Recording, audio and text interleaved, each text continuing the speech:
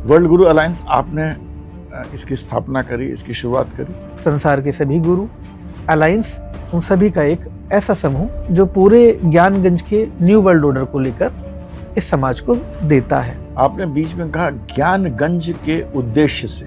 पूरे ब्रह्मांडीय ऊर्जा में जो भी आप रिसीव करते हैं डेटा, जो भी आप मुझसे बात कर रहे हैं, मुझसे बात करते हुए भी आपके भीतर एक विचार आ रहे हैं। You are just receiver of the thought, you are not a thought. क्योंकि विचार मात्र कोई शब्द नहीं है, विचार अपने आप में एक संपूर्ण ऊर्जा है। कॉस्मिक इंफ्रास्ट्रक्चर में जो छेड़छाड़ हो रही है, ये मानव कर रहा है।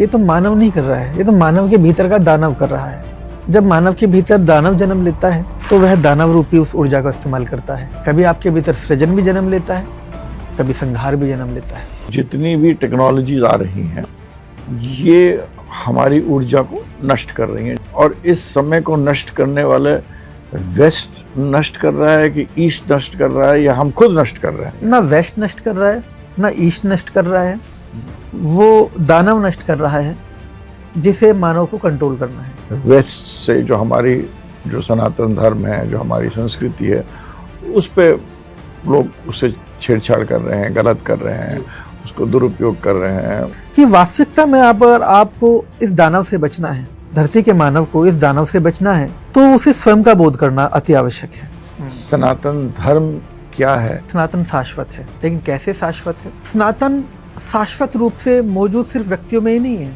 ये तो वह है जिसे पत्ता पत्ता डाली डाली फॉलो करता है, जिसे संपूर्ण 84 लाख यूनियाँ फॉलो करती है। 1008 श्री महामंडेश्वर गुरु जी हैं, तो ये 1008 क्या है? तो हम जब उस श्री को जानते हैं तो श्री के भीतर भी जो मौजूद वो 1008 जो हमारे सूक्ष्म बिंदु हैं, हम उनको अगर हम देखें, जिसको हम सीड मंत्रास कहते हैं, बीड मंत्रास भी बोलते थे, एक तरह से बीज मंत्र भी कह सकते हैं उसे। तो हमारे यहाँ जब उस श्री के उन 1008 बीज मंत्रों को आप सिद्ध कर लेते हैं, तो हमारे यहाँ इसको एक तरह से सम्मान के तौर पर कि that you have aligned your consciousness at this level and then you achieve and unlock this level, then you got this position. नमस्कार, स्वागत है आप सभी का। आज हमारे साथ श्री 1008 महामंडेश्वर आदियोगी पुरी जी महाराज हमारे साथ हैं, और बहुत आग्रह करने पर वो टेलीविज़न में और हमारे व्यूअर्स के और इस चैनल में आए हैं। मेरा ये उद्देश्य रहेगा कि हम उनको ज़्यादा सुने और मैं कम बोलूँगा। तो सबसे पहला प्रणाम। और सबसे पहला जो मैं आपसे प्रश्न कर रहा हूँ, आप अपने बारे में, अपने संस्था के बारे में, आपके बारे में तो सब जगह यूट्यूब चैनल्स में बहुत सारे, आपने भागवत पे भी बोला हुआ है, गीता पे भी, शिव जी पे भी लोगों ने सुना हुआ है, बहुत लोगों ने नहीं भी सुना होगा। आपके बारे में, आपके ऑर्गेनाइजेशन के बारे में, जो आपकी संस्था है, आप क्या क्या कार्य कर रहे हैं और उसका उद्देश्य क्या है, और कुछ भी जो कि मतलब जो हमारे व्यूअर्स हैं उनको ठीक लगे, उसको आप संक्षिप्त में अगर आप 5-10 मिनट में बता रहे तो जी, बहुत कृपा होगी। देखिए, world guru alliance it's not an organisation, ये कोई एक ऑर्गेनाइजेशन नहीं है। World guru alliance, world guru alliance, world guru alliance जैसे मैंने कहा, it's not an organisation. World guru alliance आपने इसकी स्थापना करी, इसकी शुरुआत करी। जी, वर्ल्ड गुरु अलायंस का मूल उद्देश्य है, और मूल अगर इस शब्द से ही आपको समझ में आएगा, वर्ल्ड संसार, गुरुज संसार के सभी गुरु, अलायंस उन सभी का एक ऐसा समूह जो पूरे ज्ञानगंज के न्यू वर्ल्ड ऑर्डर को लेकर इस समाज को देता है।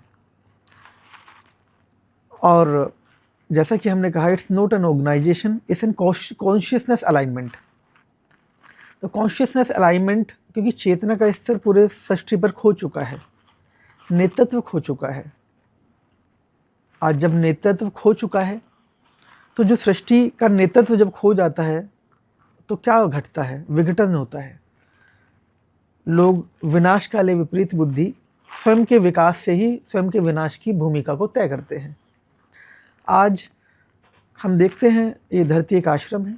मैं आपको रोकूं एक, आपने बीच में कहा ज्ञानगंज के उद्देश्य से, जी ये हमें समझ में नहीं आया। ज्ञानगंज के उद्देश्य से जी, देखिए पूरे ब्रह्मांडीय ऊर्जा में जो भी आप रिसीव करते हैं डेटा, जो भी आप मुझसे बात कर रहे हैं, मुझसे बात करते हुए भी आपके भीतर एक विचार आ रहे हैं।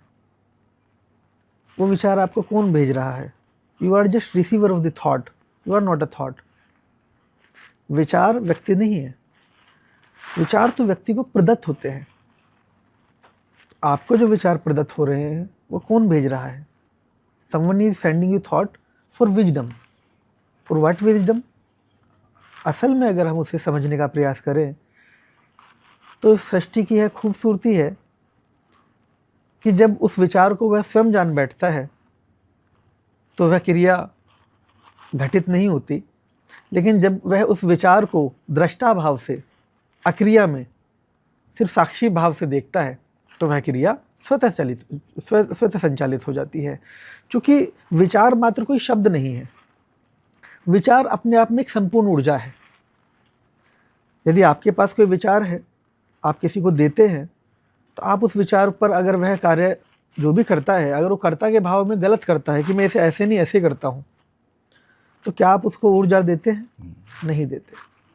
तो विचार जहाँ से आया वो अपनी ऊर्जा साथ लेकर आता है। जिसने उस विचार को भेजा है उसकी ऊर्जा भी उसी विचार के भीतर संलिप्त होती है। जिस प्रकार एक बीज के भीतर, बीज एक विचार है और उसके भीतर ही से ही तो पूरा वृक्ष उत्पन्न होता है। तो ठीक ऐसे ही जिस विचार की हम बात कर रहे हैं, जिस ज्ञानगंज की हम बात कर रहे हैं, ये ज्ञानगंज मूल रूप से दृष्टा भाव के परे जाकर जब हम देखते हैं द एंटायर होल यूनिवर्स, हम यूनिवर्स मल्टीवर्सेस की बात कर रहे हैं, हम इसका एक्सपेंशन देखते हैं। इसमें ही हमारे, जैसे हम शिव सूत्र में जाते हैं तो हमें समझ में आएगा, आपको अगर आप पढ़ेंगे या आप ध्यान करेंगे कि शिव ने सप्तऋषियों को ज्ञान दिया। सप्तऋषियों को 16-16 सूत्र दिए, 16-16 सूत्र कश्मीर में। और तो 16 सत्ते 112। तो आपके भीतर जो शरीर में मौजूद हैं वो सप्तऋषि कौन है? वो 7 चक्रास हैं आपके। उस 7 चक्राओं में एक चक्र के भीतर जो मौजूद 16-16 चक्र हैं। प्रत्येक चक्र के भीतर 16 चक्र हैं। तो आपके पूरे शरीर में कितने चक्र हुए? 112 चक्र। टोटल 114 हैं, लेकिन हम 112 का भी जिक्र कर रहे हैं। 2 चक्र शरीर से बाहर हैं। अगर आप ये हाथ इतने उठाएंगे तो एक चक्र आपको यहाँ नजर आएगा, और अगर आप यहाँ फील करेंगे, हाथ ऐसे घुमाएंगे, एक चक्र आपको यहाँ नजर आएगा, यानी उंगली से ठीक यहाँ 8 उंगल ऊपर। इन 114 चक्रों में ही जो समाहित ऊर्जा है, जिसे हम डीएनए आरएनए के रूप में संबोधित करते हैं, आपका जो डीएनए है, जो आपका गोत्र है, आपको कॉस्मिक विजडम वहीं से मिलता है। वही ज्ञानगंज के साधक हैं, जिन्होंने उस ज्ञान को अर्जित किया भगवान शिव के द्वारा। और आज जो पूरे ब्रह्मांड में जो गूंज रहा है वह ज्ञानगंज का ही वह ज्ञान, आप इसे वही ज्ञान मौजूद है। इसे ऐसे भी कह सकते हैं आप कि जो गूंज रहा है वह जो ज्ञान की गूंज मौजूद है पूरे ब्रह्मांड में, वह ज्ञानगंज से उत्पन्न है। ज्ञानगंज शिव जी की ऊर्जा से संबोधित होता है। मूल शिव है, बीज शिव है। ये कुछ उस जैसा है मानो कि जिस प्रकार एक बीज विजडम है, उसके भीतर बंद, और वृक्ष का वह रूप धारण करता है। तो जो चारों तरफ आपको दिखाई पड़ रहा है, जो गूंज रहा है उसके पत्ते पत्ते डाली डाली में, वह वही बीज है। अगर आप पत्ते को अलग देखेंगे, डाली को अलग देखेंगे, लेकिन अगर आपको बोध होगा, अब होता क्या है समाज में कि जब हवा चलती है, पत्ते आपस में टकराते हैं तो एक साउंड को उत्पन्न करते हैं। वो कहते हैं दूर हटो, तुम उस डाली के हो, तुम इस डाली के हो।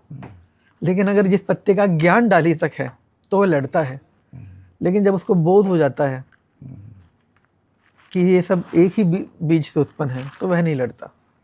माफ़ करेगा।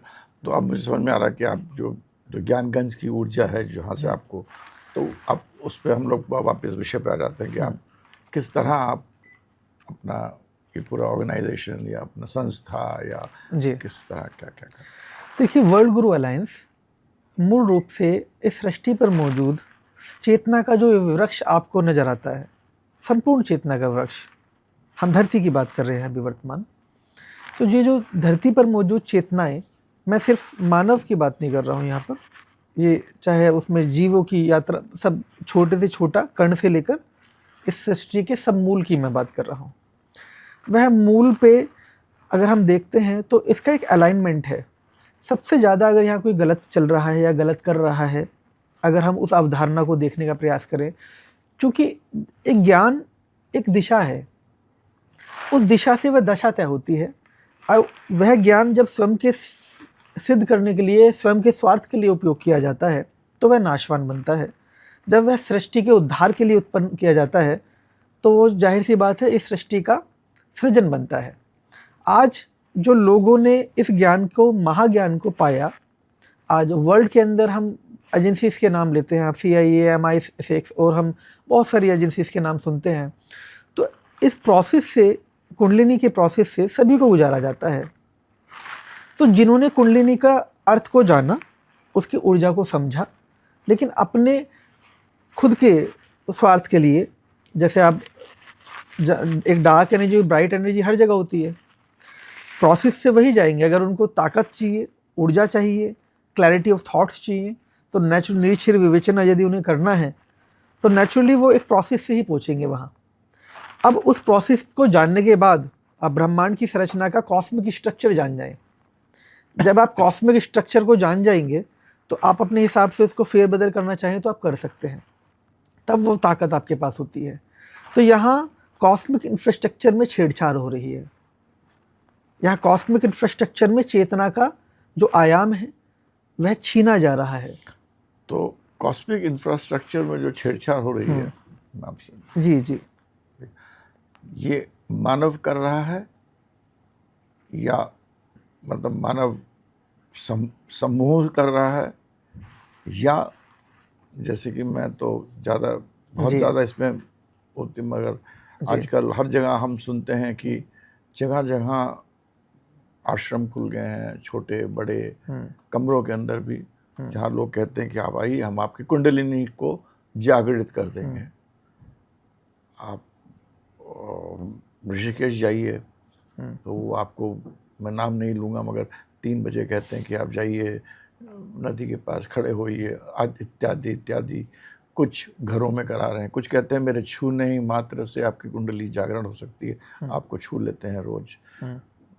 तो ये इसके बारे में बात कर रहे हैं या एक सामूहिक चेतना की बात? देखिए, आपने कहा ये मानव कर रहा है या कौन कर रहा है? ये तो मानव नहीं कर रहा है, ये तो मानव के भीतर का दानव कर रहा है।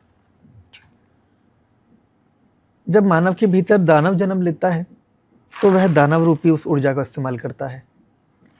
जैसे आपके भीतर कहीं मानव और दानव अलग नहीं है, मानव और दानव एक ही व्यक्ति के भीतर जन्म लेता है। कभी आपके भीतर सृजन भी जन्म लेता है, कभी संहार भी जन्म लेता है।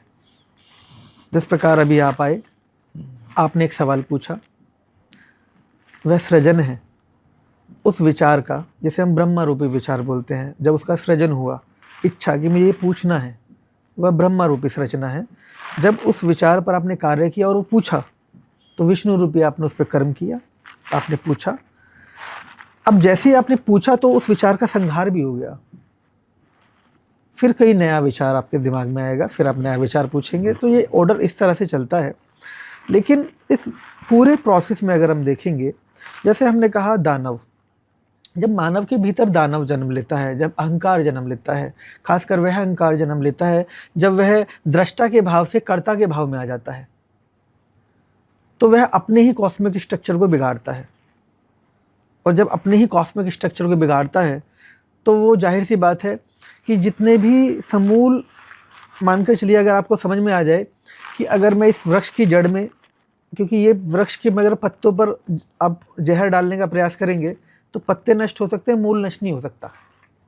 लेकिन जब आप मूल को जानने लगे, once you enlighted in your being state and you will understand the roots, तो आप जड़ों में वो मट्ठा देने का प्रयास करेंगे कि जिससे कि ये समूल नाश हो। लेकिन वहाँ भी कुछ नहीं है, ना जड़ में वह है, ना पत्तों में, ना तने में वह है, वह तो सब में व्याप्त है। तो जब वह ये देखिए क्या है ना, एक मानव सत्ता है, एक अध्यात्म सत्ता है, जिसे लगता है कि मैं मानव सत्ता को कंट्रोल कर सकता हूँ। जैसे आज की फ्री मैसन सोसाइटीज आप देखते हैं, जैसे सीक्रेट फैमिलीज भी कहते हैं, इल्यूमिनाटी के नाम से आपने काफ़ी कुछ सुना होगा, ठीक है। स्कल एंड बोन्स के बारे में आपने काफ़ी सुना होगा, skull and bones, free masons, तो पूरा वर्ल्ड पॉलिटिशियंस जितने भी सारे हैं कि उससे अलाइंड हैं, ये हैं। That is true, it is true, that is true, I agree. लेकिन ये इंफ्रास्ट्रक्चर इन्हें कहाँ से मिला? हमारे ऋषियों से। हमारे ऋषियों के ज्ञान का उन्होंने दोहन किया, हमारे ऋषियों से ही उस ज्ञान को पाकर उन्होंने उसे अपने फ़ायदे के लिए इस्तेमाल किया। जितनी भी इनोवेशन आप इस अर्थ पर देखते हैं, चाहे वो जितनी भी इनोवेशन आप देखते हैं, चाहे वो हम जेट्स की बात करें, चाहे हम जितने भी आप इनोवेशन देख रहे हैं, चाहे हम टेक्नोलॉजीज़ की बात करें, इन सब का भौतिक रूप में आप रूपांतरण देख रहे हैं। लेकिन अगर भौतिक रूप में रूपांतरण ना भी देखें तो इसका अदृश्य रूप में तो इससे बड़ा टेक्नोलॉजी मौजूद है हमारे यहाँ। ये जितनी भी टेक्नोलॉजी, ये जो शब्द और टर्मोलॉजी उत्पन्न हो रही है, ये सारा का सारा जितना भी आप मैनिफेस्टेड वर्ल्ड देखते हैं, जो भी आपको दृश्यमान है, हाँ बिल्कुल, ये दृश्यमान जगत उस अदृश्यमान शक्ति से उत्पन्न है, जिसे हम कुंडलिनी कहते हैं। कुंडलिनी सर्प और सर्पनी के जोड़े को कहा जाता है, जिसे हम न्यूरॉन्स में जो आपके बहते हैं। कुंडलिनी बेसिकली आप ऐसा मान लीजिए एक 0 वाट का बल्ब है जी। देखिए, आज आप जितनी भी सीक्रेट फैमिलीज के नाम सुनते हैं जो पूरे वर्ल्ड को कंट्रोल कर रही हैं, आप ब्लैक रॉक का नाम जानते हैं, आपने सुना होगा। कौन नहीं जानता ब्लैक रॉक, सारा पैसा हमने। और आज की डेट में एक बड़ी समस्या है। आज की डेट में चाहे हम इंडियन नॉलेज सिस्टम पे बात करें, आज की डेट में क्या पढ़ाया जाता है? बेटा अच्छे से खूब पढ़िए। आप क्या करेंगे अच्छा पढ़कर? आप जॉब करेंगे या बिजनेस करेंगे, आप एक धन कमाएंगे, जो धन रुपए के रूप में होगा। बिल्कुल फेक करेंसी ही है वो भी, क्योंकि मैं खाद धारक को इतने पैसे देने का वादा करता हूँ, ये कब बंद हो जाए, कब, ये अपने हाथ में भी नहीं है, क्योंकि वो असली धन तो नहीं है। उस धन को आप कहाँ जमा करते हैं? बैंक में। बैंक किसी रिपोर्ट करता है? आरबीआई को। आरबीआई किसी रिपोर्ट करता है? आईएमएफ को। आईएमएफ किसी रिपोर्ट करता है? वर्ल्ड बैंक को। और वर्ल्ड बैंक किसका है? इन्हीं फैमिलीज का। तो आप किसके लिए काम कर रहे हैं? आप स्वयं के लिए तो कोई काम नहीं कर रहे हैं। आपके समय को कैसे नष्ट किया जाए? जो आपके भीतर आपका जो डीएनए है, जो विजडम है, जो आपकी शाश्वत यात्रा है, उसको कैसे नष्ट किया जाए ताकि आपके भीतर वह कभी बोध न जन्म ले कि आप कौन हैं। आपको इंगेज रखा जाए, आपको सोशल मीडियाज, एंटरटेनमेंट और आपकी एजुकेशन सिस्टम को ऐसे ख़त्म कर दिया जाए। एक सेक्टर जन्म दिया जाता है कि पहले एक सेक्टर दिखाया जाता है, उसके बाद उसको नष्ट कर दिया जाता है। जैसे आप देखते हैं, पहले आपको दिखाया जाता है कि ये सारी जॉब्स हैं, आप ये एजुकेशन लेंगे तो आप इस सेक्टर में जा सकते हैं। उसके बाद वो पूरा सेक्टर ही उड़ा दिया जाता है। उदाहरण के तौर पर आज आपको टेक्नोलॉजीज़ के ज़माने में की बात में अगर करें तो आज क्योंकि काफ़ी ये चलन में है तो AI आ गई है। ठीक है। तो अगर हम देखें तो जिन्होंने, अगर हम कहें, अगर डिपार्टमेंट वाइज जिन्होंने टेक पे काम किया, जिन्होंने बीटेक, एमटेक और ये सब करने के बाद में उन्होंने, किसी ने ग्राफिक्स पे काम किया, किसी ने सॉफ्टवेयर मेकिंग पे काम किया। आज की डेट में आप बस एक कमांड डालिए, वो पूरा बन के तैयार हो जाता है। तो जितना बड़ा सेक्टर वो बनकर तैयार हुआ, उस व्यक्ति ने वह जीवन भर पढ़ाई कर मेहनत करके वो सीखा। अब वह सीखने के बाद वो पूरा सेक्टर ही कोलैप्स कर गया। अब आप एआई ले आए, अब एआई अब व्यक्ति सीख रहा है। अब एआई के बाद आप रोबोट ले आए, रोबोट अब वो काम कर रहा है जो व्यक्ति नहीं कर सकता। तो आपके समय को नष्ट किया जा रहा है। इस सब में पूरी श्रृंखला में अगर आप कोड को देखेंगे तो क्या हो रहा है कि आपके समय को कैसे नष्ट किया जाए, सारा ध्यान इस ओर है। आपके अगर आप मानकर चलिए उस प्रोसेस का हिस्सा ही नहीं होते, जिस प्रकार आप एक गांव में जन्मे व्यक्ति को, जिसे आप अनपढ़ जानते हैं, वो उस पढ़े लिखे से ज़्यादा साइंटिफिक है। उसे पता है चींटी अंडे लेकर जा रही है तो वर्षा होने वाली है। उसे पता है कि मोर बोल रहे हैं तो वर्षा होने वाली है। उसे पता है कि कौवा बोल रहा है तो मेरे घर कोई आने वाला है। जो आज के यंत्रों से आप वेदर रिपोर्ट्स और ये सब देने का प्रयास कर रहे हैं, तो ये तो उससे ज़्यादा बुद्धिजीवी व्यक्तित्व तो मौजूद एक गांव के उसमें भी है। उसको तो ये भी पता है कि परवा हवा चल रही है तो कौन कौन सी बीमारियां जन्म लेंगी या कौन कौन सी चीज़ें आएंगी, और पछवा चलेगी तो क्या होगा। गुरुजी, क्या मैं समझूं, आप कह रहे हैं कि जितनी भी टेक्नोलॉजीज आ रही हैं, नॉलेज सिस्टम कह लीजिए, हाँ, knowledge system, Indian knowledge system जो हमारा है, हाँ, ये हमारी ऊर्जा को नष्ट कर रही है, जो हमारे समय को नष्ट कर रही है। और इस समय को नष्ट करने वाले वेस्ट नष्ट कर रहा है कि ईस्ट नष्ट कर रहा है, या हम खुद नष्ट कर रहे हैं, ये मेरे को समझ में नहीं है। ना वेस्ट नष्ट कर रहा है, ना ईस्ट नष्ट कर रहा है, वो दानव नष्ट कर रहा है जिसे मानव को कंट्रोल करना है। सारे मानव को, पूरे दुनिया के मानव को, पूरी दुनिया के मानव को, सृष्टि को। अब मान लीजिए उनके कंट्रोल में कौन आ सकता है? उनके कंट्रोल में जो उनके द्वारा बनाई गई चीजें हैं उनका इस्तेमाल कर रहा है, वह तो उनके कंट्रोल में आ सकता है। बाकी जो जंगल में ट्राइब्स हैं वो तो उनके कंट्रोल में नहीं आ सकती। जो उनके रेडियस से बाहर है वह उनके कंट्रोल में नहीं आ सकती। लेकिन जो इस रेडियस के भीतर हैं, जो उनके द्वारा दी गई शिक्षा, टेक्नोलॉजी, उस सब का हिस्सा है, वो सब उसके कंट्रोल में है। इसीलिए आज पूरी दुनिया में सबसे ज़्यादा वैल्यू डेटा की है। बिल्कुल। आप जो भी व्यक्तित्व आपके भीतर मौजूद है, you are product of that data कि जो आपको दिया जा रहा है, इनपुट। हाँ, तो आपके पास जो भी जानकारी मौजूद है आप उसका एक प्रोडक्ट है, सिर्फ इतना ही। अगर वह जानकारी आपको बाहर से दी जा रही है तो जाहिर सी बात है, तो आपकी शाश्वत मेमोरी है, जो आपकी इनकोडेड डीएनए है, जो मेमोरीज आपके सेल्स मौजूद हैं आपके न्यूरॉन्स में from the billions of the years, वो उसको वह एक ऊर्जा है। ऊर्जा है, ऊर्जा तो अपना काम करती है, लेकिन आपको जब ट्रैक ही गलत दे दिया जाए तो ऊर्जा उस तरफ चली जाती है। तो यहाँ क्या प्रयास हो रहा है, किस तरह से हम भारत के गौरवशाली इतिहास को, क्योंकि पूरी सृष्टि भारत से जन्मी है, पूरी सृष्टि भारत से जन्मी है। The whole world roots Bharat.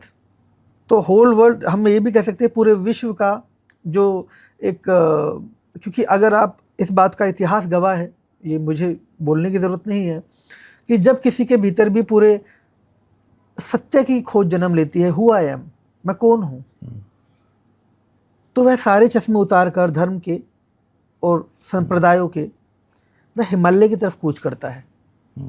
इतिहास इस बात का साक्षी रहा है। आप जीसस की बात भी करेंगे तो वह भी हिमालय की तरफ कूच करते हैं। इस पूरी सृष्टि के भीतर अगर शाश्वत बोध अगर आपकी कोई कराता है, आपके भीतर की उस चोटी का सारांश आपको देता है, वह हिमालय देता है। क्योंकि हिमालय उद्गम स्थल है जल का। आप देखेंगे जो भी सोर्स ऑफ ओरिजिन है, सब कुछ वहीं से उत्पन्न होता है। वहाँ से वो ऊर्जा बहती है उत्तर से दक्षिण की ओर, दक्षिण में जाके वो एकत्र होती है, और जो उसका फ्लो चार्ट है, जो उसका अगर आप फ्लो चार्ट देखेंगे, उत्पन्न वो उत्तर से होती है, तो नॉर्थ टू साउथ। तो अगर हम देखते हैं कि जो भी जन्मा वो नॉर्थ पोल से जन्मा, साउथ पोल में जाकर उसका एकीकरण होता है।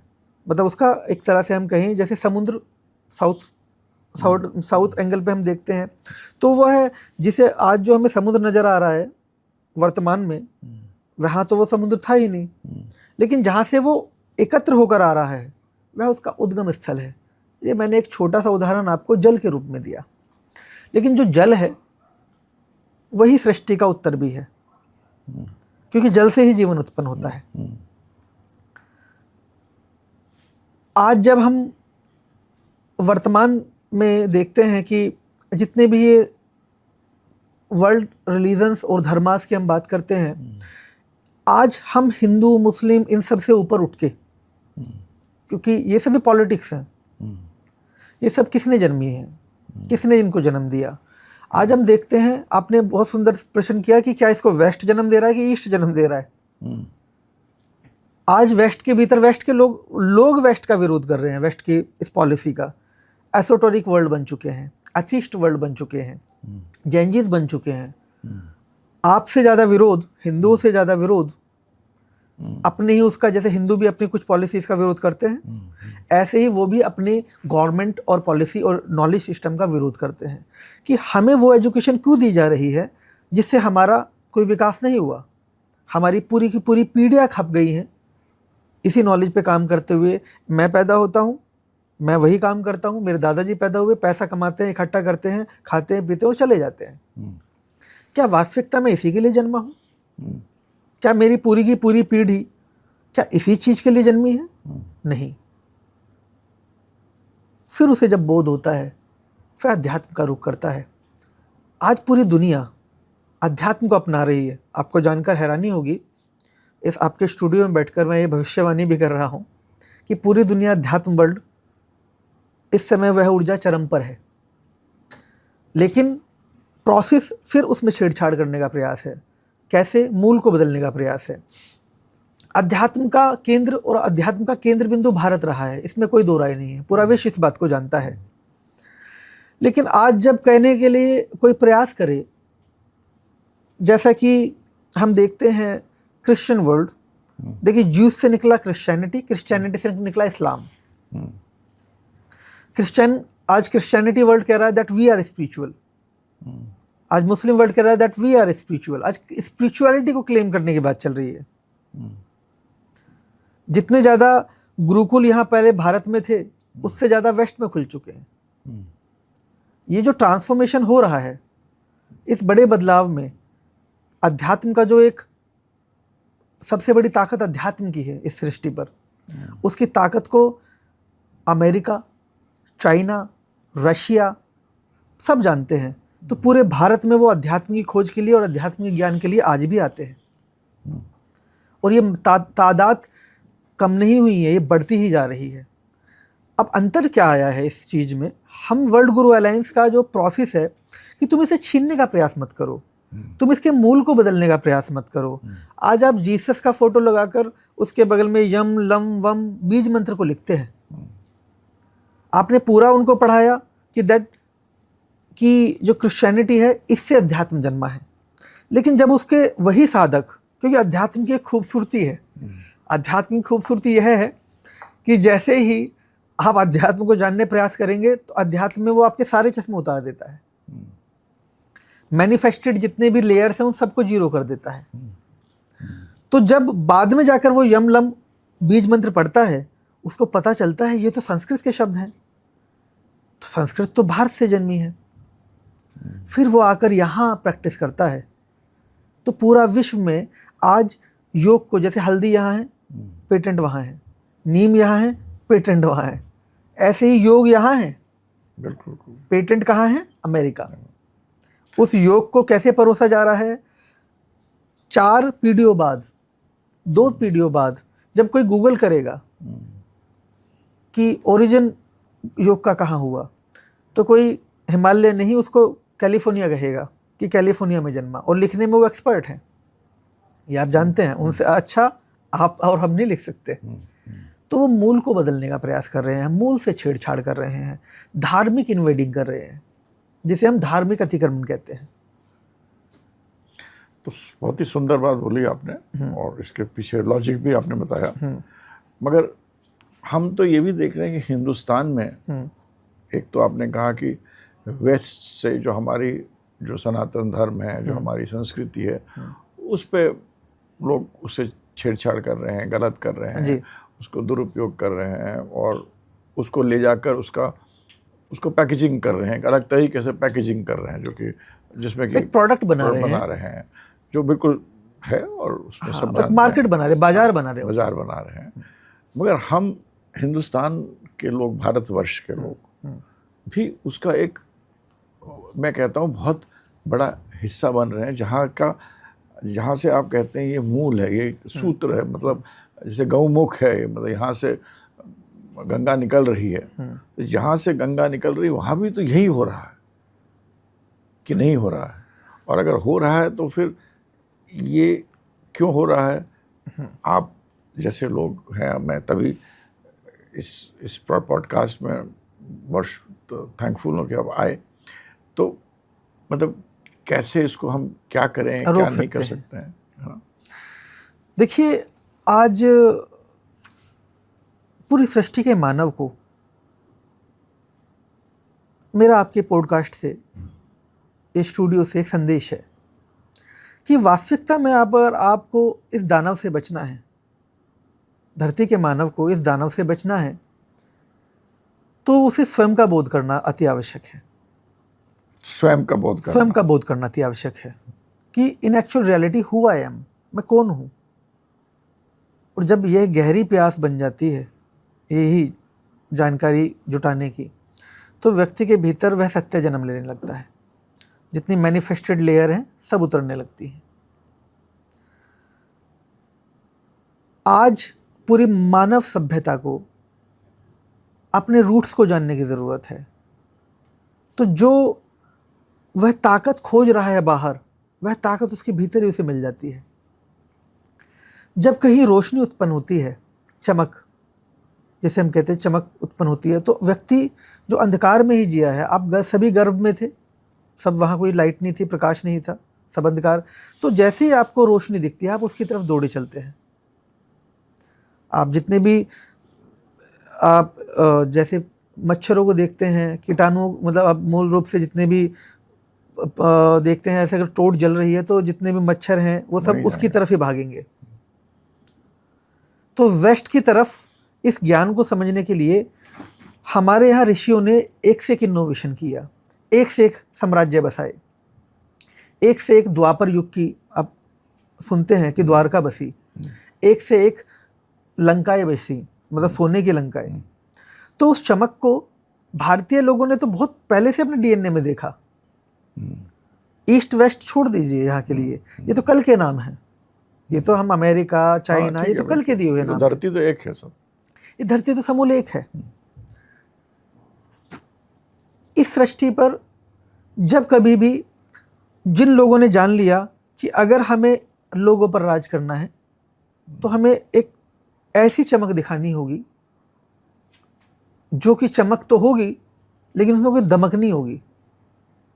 जैसे आज आप कोई भी वेस्ट की तरफ चले जाते हैं, आप जितने भी लोग वेस्ट के हैं आज की डेट में सबसे ज़्यादा बीमार हैं, सबसे ज़्यादा मेंटल बीमार हैं। हाँ, मेंटल हेल्थ तो बहुत, मेंटल हेल्थ का अगर रेशियो आप देखेंगे, इंडेक्स जो है, अभी जो WHO की रिपोर्ट आई है, अगर आप उसी को स्टडी करेंगे तो आपको पता चलेगा कि सबसे ज़्यादा अगर रेशियो ख़राब है तो वेस्ट वर्ल्ड का है। वो बीमारियों के ऊपर सर्वाइव, मतलब दवाइयों के ऊपर सर्वाइव कर रहा है। और वो दवाइयाँ भी सब क्या हैं वो मुझे किसी से बोलने की ज़रूरत नहीं है। ये पूरे वर्ल्ड में जितना भी ये अभी वर्तमान में दृष्टि है, तो उनको अब वास्तविकता में अब वो बेसिक्स पे आ रहे हैं। वो नेचुरोपैथी की बात कर रहे हैं, अब वो हीलिंग की बात कर रहे हैं, अब वो एस्ट्रोलॉजी की बात कर रहे हैं, अब वो अपने रूट्स को जानने की बात कर रहे हैं। उस चमक ने वहीं के लोगों को सबसे ज़्यादा भौतिकवाद अगर परोसने का प्रयास किसी ने किया तो वेस्ट वर्ल्ड ने किया पिछले कुछ वर्षों में, हम अगर अब देखें। लेकिन उस भौतिकवाद से, उस चमक से क्या हुआ? व्यक्ति अंधा हो जाता है ज़्यादा चमक से, यही होता है। युद्ध ज़्यादा है, अशांति ज़्यादा है आजकल, तो आपके भीतर अशांति ज़्यादा जन्म ले लेती है। वही वेस्ट के लोगों के साथ भी हो रहा है। आज वेस्ट के लोग शांति खोज रहे हैं, जबकि वेस्ट की भूमि युद्ध का क्षेत्र बन चुकी है। आज पूरे विश्व में वर्ल्ड वार क्यों हो रहा है? Third world war, world order जारी हो चुका है, थर्ड वर्ल्ड वार निश्चित है। अगले 10 साल, 6-7 साल, 8 साल में, 10 साल के भीतर ये धरती पर नरसंहार होगा। लेकिन जो ये नरसंहार करने वाले दानव हैं, मैं पूछना चाहता हूँ उन लोगों से, अगर तुम्हारे पास प्रजा ही नहीं होगी तो तुम राजा किसके बनना चाहते हो? बगैर प्रजा के तो कोई राजा नहीं होता। आज पूरी दुनिया में जितना भी आप भय वय माहौल है, ये धरती एक आश्रम है। अगर चार कोनों पर बैठकर एक इधर से मिसाइल उधर डाल रहा है, एक उधर से मिसाइल उधर डाल रहा है, अल्टीमेटली क्या हो रहा है? आश्रम बर्बाद हो रहा है। और तुम इस आश्रम, इस धरती को बर्बाद कर रहे हो और जीवन खोजने चले हो दूसरे ग्रहों पर। ये कैसी बुद्धि है? ये तो कुबुद्धि है। यही दानव है जो अपने स्वयं का विनाश कर रहा है, स्वयं का भी विनाश कर रहा है। वो स्वयं का भी भला नहीं कर सकता, क्योंकि दानव तो दानव है, वह स्वयं के ही अंगों को खा रहा है। आज धरती पर हाहाकार है, चारों ओर भय की स्थिति है। आज मानव जीवन इस ओर कम है कि वास्तविकता में हम कैसे खुशहाल रह पाए, इस चीज़ को खोज तो वो रहा है, लेकिन पहले इन दानवों के द्वारा बनाई हुई टेक्नोलॉजी से कैसे बच पाए। इन दानव के द्वारा बनाए हुए आज धरती पर इतना बारूद इकट्ठा करके उन धरती के उस ज्ञान को, जिसे हम परमाणु कहते हैं, उस परमाणु की खोज कर, जो भीतर भी आपके वही परमाणु है, लेकिन उस परमाणु को बाहर खोज कैसे उस धरती को मिटाया जाए। ओजोन परत आप देखते हैं क्या हालत है ओजोन परत की, जो धरती की अल्ट्रा वायलेंट बेल्ट है, जो धरती को बचाती है।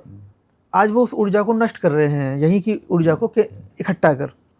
हम देखते हैं कि अगर वास्तविकता में ये धरती पर यही सब चलता रहा तो अगले 10 सालों के भीतर यहाँ मानव सभ्यता इस प्रश्न पे आ जाएगी कि यहाँ जीवन बचेगा या नहीं बचेगा।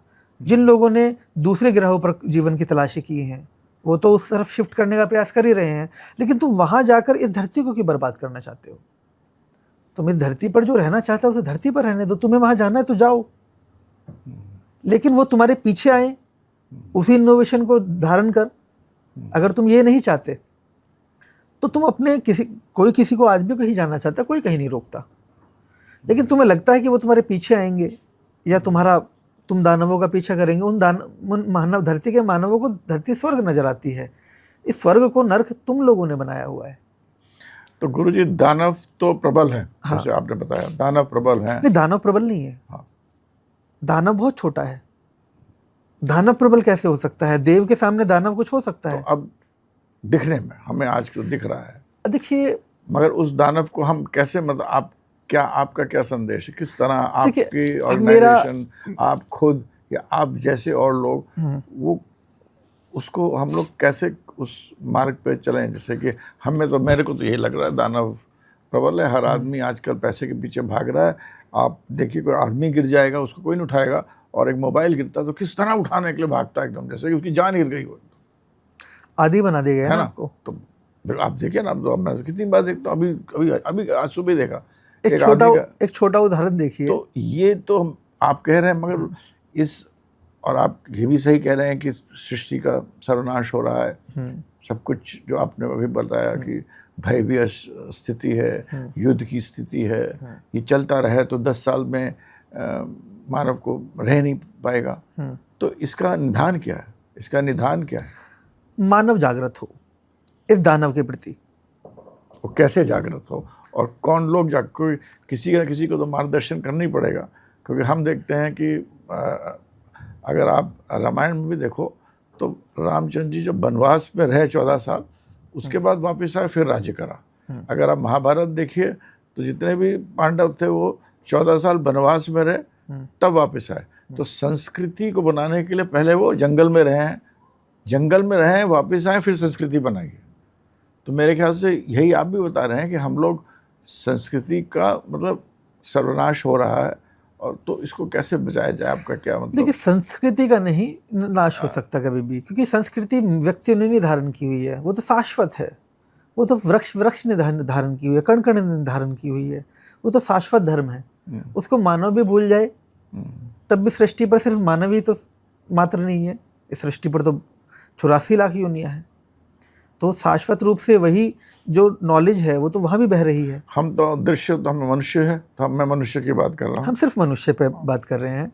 देखिए, मनुष्य की जो संस्कृति है मूल रूप से, अगर वह उसको भूल भी जाता है तो हमारा जो डीएनए इनकोडेड है उसको फिर से वो वही लौटा लाएगा वापस से, क्योंकि वह ऊर्जा उसको भटकने नहीं देगी। क्योंकि मानव चेतना का स्तर यह है कि आप कंट्रोल होते हैं उस अपने डीएनए से, लेकिन अब आपके डीएनए में ही छेड़छाड़ कर कोई प्रयास करे कि अब आपको वो अपने काम के लिए यूज़ करे।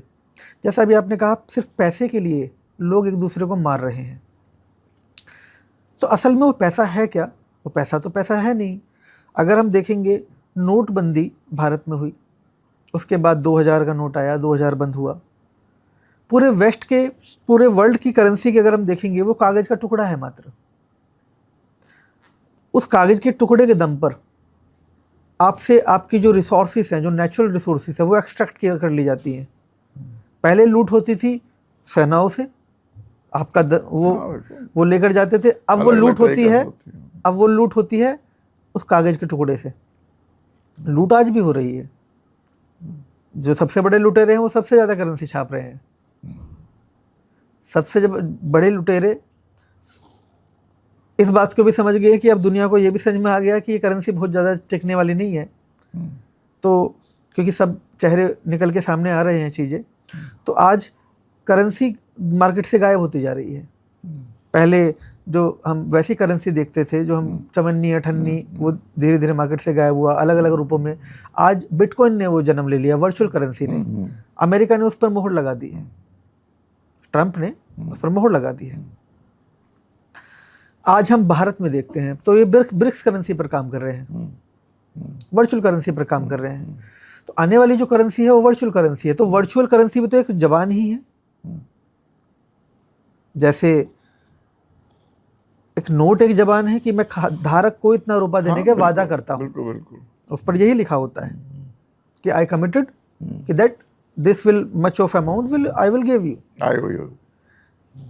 तो वो जो पर्टिकुलरली अगर इसके आप वो देखेंगे तो अभी भी वो जो वर्चुअल करेंसी में कन्वर्ट हो रहा है, तो वर्चुअल करेंसी भी तो वही करेंसी है कि ज़बान की करेंसी है मात्र, जैसे भाषा की करेंसी। तो असल में ये करेंसी के पीछे अगर आप देखते हैं कितना बड़ा खेल चल रहा है। अमेरिका के पास खाने को कुछ नहीं है, पहनने को कुछ नहीं है, अपना कुछ प्रोडक्शन वो नहीं करता, सारा बाहर से चाहिए उसे। हथियार बनाता है वो, और शांति का दूत कहलाता है। पूरी दुनिया में जो देश विकासशील होने की ओर हैं, उन पर सैंक्शन लगाता है। जो पॉल्यूशन के नाम पर कि तुमने पॉल्यूशन फैलाया हुआ है, तुम पॉल्यूशन कर रहे हो, तुम ये बंद करो वो बंद करो। अरे सबसे ज़्यादा पॉल्यूशन तो तुम लोगों ने फैलाया हुआ है। सबसे ज़्यादा पॉल्यूशन तो अगर कहीं पर फैला रहा है तो जो ये सो कॉल्ड वर्ल्ड लीडर्स हैं, जो कहते हैं वी आर सुपर माइंड्स, मतलब वो जो कहते हैं we are super powers, even they are not super minds, they are मतलब उनका मानना है कि हम सुपर पावर्स है। वो तो सुपर दिमाग भी नहीं है। अगर वो सुपर दिमाग होते तो क्या इस धरती को नष्ट करते? क्या इस धरती को बर्बाद करने की प्लानिंग करते? क्या वो नए वर्ल्ड ऑर्डर जारी करते कि इस धरती को कैसे मिटाया जाए? आज सबसे ज़्यादा हाहाकार इस धरती पर ये मात्र पॉल्यूशन जैसी छोटी छोटी चीज़ों की चर्चा कर सैंक्शन लगाते हैं उन छोटे छोटे देशों पर, जो वास्तविकता में उस पीढ़ी में अपने समाज के लिए कुछ करना चाहते हैं, अपने एक ट्राइबल कम्युनिटी से लेकर अपनी सभ्यता के लिए कुछ करना चाहते हैं। आज उन सभ्यताओं को ही नष्ट करने की प्लानिंग चल रही है। आज अगर जितना बड़ा युद्ध अगर यूक्रेन में चल रहा है, हम जितना बड़ा युद्ध पश्चिम की धरती पर चल रहा है हम कहें, तो अगर उस युद्ध को अगर हम देखें तो वर्तमान में उससे पॉल्यूशन नहीं, उससे क्या फैल रहा है? उससे पॉल्यूशन नहीं फैलता क्या? उससे फूल खिलते हैं? उससे तो अगर आप देखोगे तो आप मानव सभ्यता को ही नष्ट नहीं कर रहे हैं, मात्र इस सृष्टि को ही नष्ट कर रहे हैं। तो ये राइट वर्ल्ड ऑर्डर कैसे एस्टैब्लिश होगा? करेक्ट, बहुत सही सवाल है आपका। जो ज्ञानगंज का जो नया ऑर्डर है, द कॉस्मिक वर्ल्ड, वो मानवता के लिए है कि मानव को इस दानव के प्रति जागरूक होने की ज़रूरत है। और जब मानव इस दानव के प्रति जागरूक होगा तो वह फिर विकास की सीढ़ी की ओर, वास्तविक विकास की सीढ़ी की ओर जाएगा। जैसा मैंने कहा कि हमारे ऋषि मुनियों ने और हम द्वापर, सतयुग और त्रेता में देखते हैं कितना कुछ भौतिकवाद जन्म लिया, एक से एक भौतिकवाद। इतना भौतिकवाद वेस्ट कभी दे भी नहीं सकता। उस सब के बावजूद फिर हमने क्या चुना? गाँवों में रहना चुना।